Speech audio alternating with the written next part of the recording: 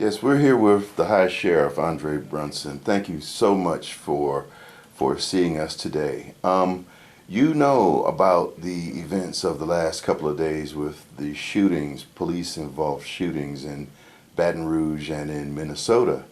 A lot of young black people, well, all black people have questions about the situation, and we'd like to get your take on how you feel about this situation, and what would you say to the residents of Macon County? How would you encourage prevention of such incidents like this? Well, I've looked at both situations, the one in Baton Rouge and the one in Minnesota, and from what I can see, I've looked at both of the clips over and over and over and over again, and it's just disturbing to me.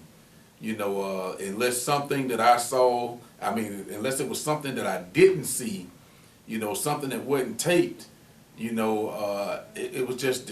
was alarming.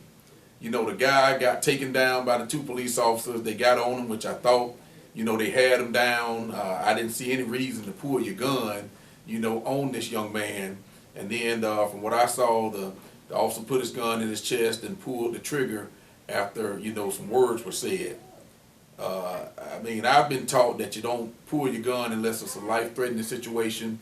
You had two guys, you had them down, and I think the guy on the bottom was kind of struggling a little bit, which is natural, but I didn't see any reason to do what they did. You can't be afraid to be a police officer. You always we're here to protect and serve, for one thing. You're supposed to have thick skin as a police officer, as a deputy sheriff. And I don't want to say too much about it. I just didn't see the necessity of doing what happened. I can talk about the one in Minnesota.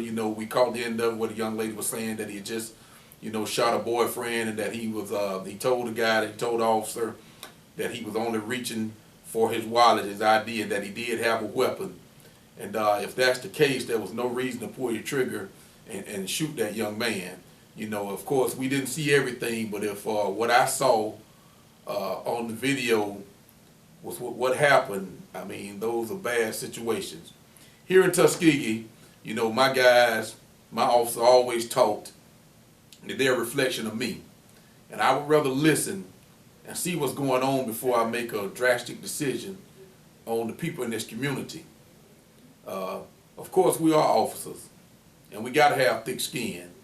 Because somebody curses out or don't comply to what we say the first time, I still want to give them an opportunity to. It's only when I tell them that they're under arrest or they're not complying when they're under arrest that we might have to try to put our hands on them. And I even hate that, because I'd rather talk to people. I'd rather show them that I'm concerned about the community, I'm concerned about the people, so that we don't have these situations. We try to get our guys trained. We try to get our guys out in the community. And I think when you know people and you see people and know people and have a relationship outside of being an officer and outside of being in this office, then you can deal with people better. I like going out, shaking people's hands. I like going out, seeing people in the community. And I think in our community, we know most of the officers, we know most of the people here, and I think that's an advantage for us. I really, and I try to tell my guys, we really don't want to hurt anybody, but we still want to go home to our families too. But shooting somebody, putting your hands on somebody, hurting somebody is just the last resort, which I really, really hate. I really, really don't like to do. And we try to train our people not to. People out there in the community, when the police come, they come on scene, we're there usually because somebody called us. And we know that people get uptight, people have problems, but you got to listen to what we say. And don't try to fight us out there in the community. Please just come to the office if we have to arrest you. Come to the office and just listen to what we have to say. And we're going to try to listen to what you have to say, but it's a time to fight your battles and a time not to fight your battles. We are trained to control the situations, and we try to do that as best possible without hurting anybody. But in the community here in Tuskegee, Macon County, I think we all know, I also know we try to do what we're supposed to do. And I hear some people saying they don't trust the police, they don't like the police. But I think that's the wrong attitude to have toward the police. And I'm sure police here because we definitely try to do the right thing. You know, you're always going to have bad people wherever you go. And unfortunately, we do have some bad police officers. They are people. But they're not there. Once they take that oath, they're supposed to take an oath to protect and serve you. And if they're real police officers, that's what they're going to do. They're not going to try to hurt you in any way. But like I say, you do have some bad people that pretend to be police officers, pretend to want to help you, and pretend. Those are the people that we try to get out of the color of blue. Those are the people we don't want in this job. Unfortunately, we have people like that everywhere. But I think around here it's short and few. And if we do have those guys, and you see those guys, we're going to try to get them out of here. But try to comply to what we say. And just know that we're your friends. And we try to be your friends, but we still have a job to do. We can't let you control the situations out there. We have to control the situation. And we have to do what we're supposed to do, protect everybody in the community. So please listen to what we say. I think we do a fairly good job. There's always disagreements from the police officers to the citizens, but that's just like having a disagreement with your parents, like having a disagreement with your brother and sister. It don't mean that it has to end in death or any kind of violence. You can disagree to agree. But one thing about it, we have to do our job. And our job is to control the situations and make the best decisions we can out there. So please listen to us. If we have to bring you to jail, don't give us a problem. Come here and then we can talk about it. I'm always willing to talk in my office. I'm going to be the first one to tell you that everybody don't handle things right.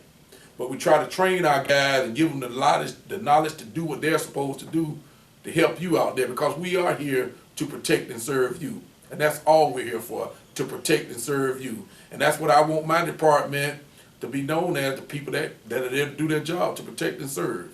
And I'm sure Chief Patrick, Chief Knowles, you know, Chief Martis, Chief Beloy, all the guys around here feel the same way I do. And they are great guys, and they run great departments, and all we want to do is protect and serve.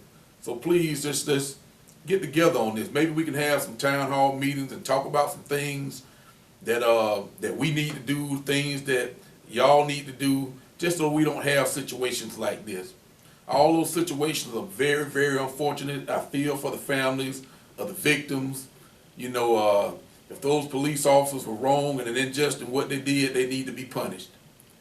From what I saw in the videos, you know, on both videos, which certainly we probably didn't see everything, but to me, both of those were kind of unjust. And I'm not going to stand here and sit here and take up for somebody who did something wrong, especially killing or shooting an innocent person. You know, we're supposed to have thick skin, and I keep saying that. And you don't just grab your gun and be trigger happy on anything that happens. I'm not with that. I'm not with the wrongdoing. I feel for both families, the victims and the ones that shot them, because they're going to go through this the rest of their lives. And that's what I got to say on the matter. Well, thank you so much, Sheriff, for speaking with us. I know a lot of people are very anxious and upset about this, and I think it gives them comfort to know that the High Sheriff is on the job.